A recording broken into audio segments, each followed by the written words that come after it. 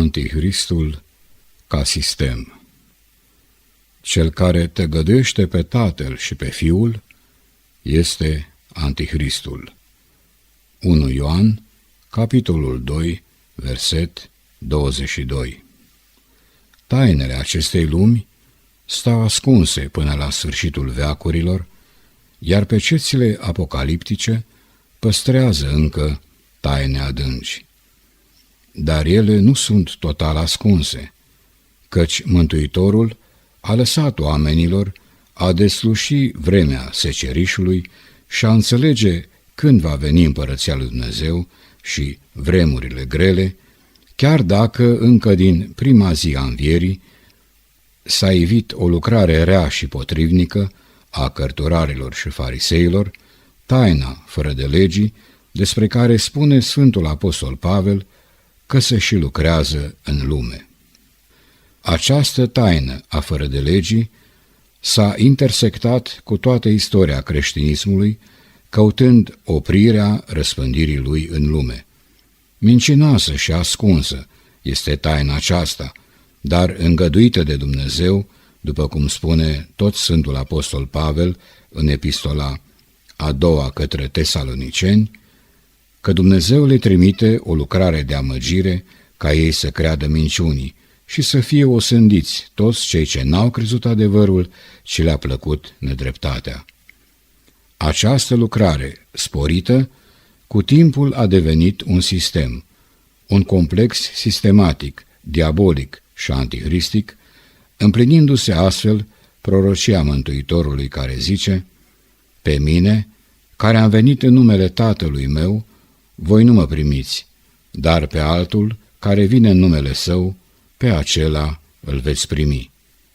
Acela este Antichristul din istorie, despre care vorbesc Scripturile și profețiile. Ne întrebăm așadar, ce este Antichristul? O persoană sau o lucrare și un sistem anume creat pentru robirea omului, sau este și una și cealaltă?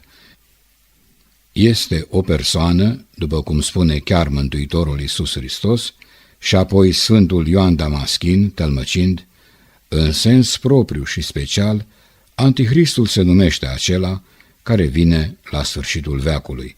Sfântul Ioan Damaschin, Dogmatica, capitolul 26.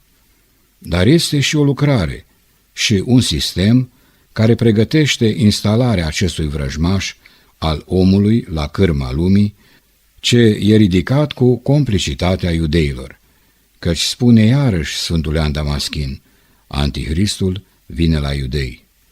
Deci, Antichristul ca sistem se regăsește în toată istoria creștină, dar mai ales în vremurile de la sfârșit, iar lucrarea acestuia, tot mai pregnantă în lume, se cunoaște după vremea smochinului înverzit și a timpurilor din urmă, așa cum arată nemincinoasele cuvinte ale Mântuitorului. Dar pentru a pătrunde aceste înțelesuri, să vedem ce înseamnă sistemul. Simplist vorbind, sistemul este un ansamblu de elemente bine organizate pentru realizarea unui scop anume, iar sistemul antichristic are ca scop bine organizat distrugerea omului. Așa cum Adam și Eva au pierdut viața veșnică în Eden, căzând într-o înșelăciune, o cursă în care omul a fost atras, tot așa spune însuși Mântuitorul că ziua aceea va să vină fără veste ca o cursă. Și mai spune Mântuitorul ca să nu se îngreuieze inimile voastre de mâncare și de băutură și de grijile vieții și ziua aceea să vină peste voi fără de veste. Așadar, introducerea într-o cursă a omului putem spune că este modelul sistemului antichristic. Despre acele zile, Mântuitorul ne mai spune că va fi o strâmtorare mare, cum n-a mai fost de la începutul lumii până acum și nici nu va mai fi. Deci, o cursă și o strâmtorare este leitmotivul existenței umane în acele zile și multe sunt evenimentele grozave din istorie ce au schimbat fața lumii, încât toate se revoltă parcă împotriva omului pentru potrivnicia sa față de Creator.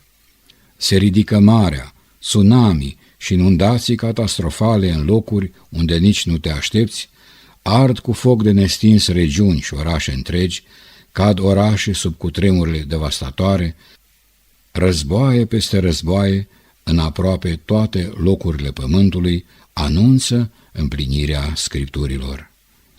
Dar timpul omului nu s-a încheiat, pentru că bătălia este chiar pentru om, pentru sufletul său, care este chipul și asemănarea lui Dumnezeu.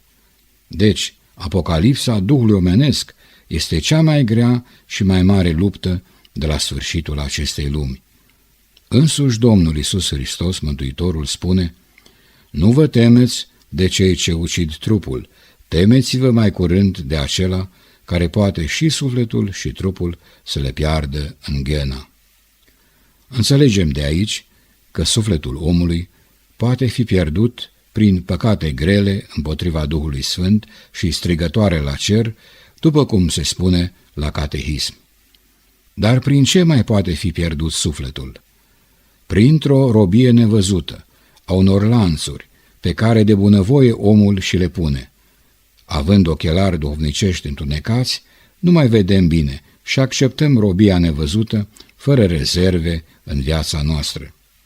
Antichristul va veni într-o vreme de mare întunecime a minții omenești, spune un părinte al bisericii, iar Sfântul Nil Atonitul, în profeția sa despre sfârșitul lumii, spune că, pe la jumătatea mileniului al 8-lea de la zidirea lumii, după 1900, se vor schimba obiceiurile creștinilor încât nu vor mai fi de recunoscut. S-au schimbat obiceiurile creștinilor și se schimbă în continuare, mai ales prin aportul deosebit al științelor puse în slujba omului, dar care, într-un moment dat, nu-l mai slujesc pe el. Astfel omul a fost prins în cea mai grea cursă de la zidirea lui, în cursa electronicului, a digitalului, a unei inteligențe reci și moarte. Dar este malefică această știință creată pentru dezvoltarea și ușurarea vieții omului, ne întrebăm. Da, așa cum fuziunea nucleară descoperită de dragul dezvoltării științei umane poate duce la distrugerea planetei, tot așa și digitalizarea, inteligența răului înbietoare, duce la înrobirea spirituală a omului și dominația lui Antichrist asupra întregii lumi. Ea nu are nimic din celula vie dată de Dumnezeu, dar poate determina și controla pe cel ce este supus ei fără împotrivire.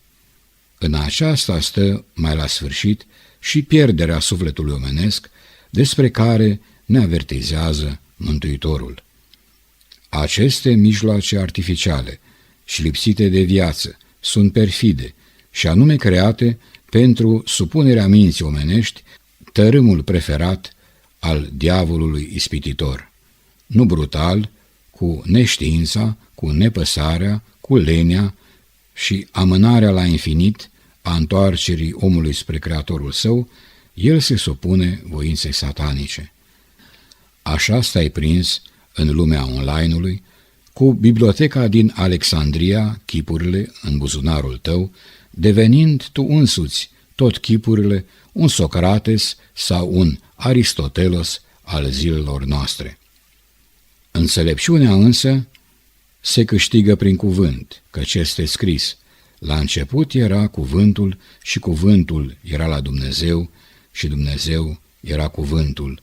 Evanghelia de la Ioan, capitolul 1, versetul 1. Acesta este izvorul vieții umane, modul și existența lui pe pământ și în nesfârșiții veci.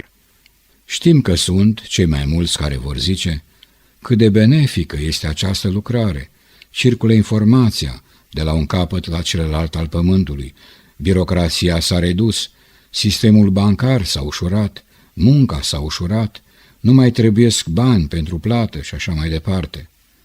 Dar aici stă și vârful de boltă al înțelegerii existenței umane de la sfârșit și înțelepciunea descrisă în Apocalipsă. Este revelat că prin mâncare a căzut Adam în rai și că tot prin mâncare pecetluiește Antichrist lumea. Fiara îi silește pe toți să-și pună semnul ei, încât nimeni să nu poată cumpăra sau vinde, decât numai cel ce are semnul, adică numele fiarei sau numărul numelui fiarei. Apocalipsa, capitolul 13, verset 17. Așadar, avem aici o relaționare de tip economic sub stăpânirea lui Antichrist, descrisă foarte precis în Sfânta Scriptură. Omul nu poate să vândă și nici să cumpere fără să fie parte dintr-un anume sistem anticristic în care odată intrat, cu greu vei mai putea ieși. Este plină lumea de informații care converg în această direcție a lumii. Citez: oamenii vor fi urmăriți și li se va controla prin computer toată viața lor. La Bruxelles au clădire întreagă cu 666 în care își adăpostesc computerul, spunea Sfântul Cuvios Paisie Aghioritul prin anii 90. Chipul biometric, pe lângă informațiile personale, scrie o revistă, poate înregistra tot ceea ce faci în fiecare clipă, ce vorbești și cu cine, unde te afli și ce faci, el este turnătorul sau spionul tău. Toate informațiile posesorilor de chipuri biometrice, scrie aceeași revistă, sunt transmise unui computer ultraperformant ce se află la Bruxelles și căruia i s-a dat numele de The Beast, fiara. Nu vă lepădați de Hristos, nu vă însemnați cu 666, avertiza o broșură din Atena încă din 1987. Părintele Iustin Pârvu, adevărat voievod al Bisericii Neamului Românesc, în urmă cu aproape 2 decenii, îi îndemna pe oameni să nu fie de acord cu intruziunea buletinelor și a pașapoartelor biometrice în viața noastră. Dictatura biometrică și chipul controlului total, o carte apărută cu binecuvântarea părintelui Iustin, descrie pericolul microchipului de tip RFID asupra libertății umane, iar în timpurile mai noi se constată accelerarea procesului de digitalizare a lumii. Titluri și informații mediatice ne liniștesc conștiința creștină.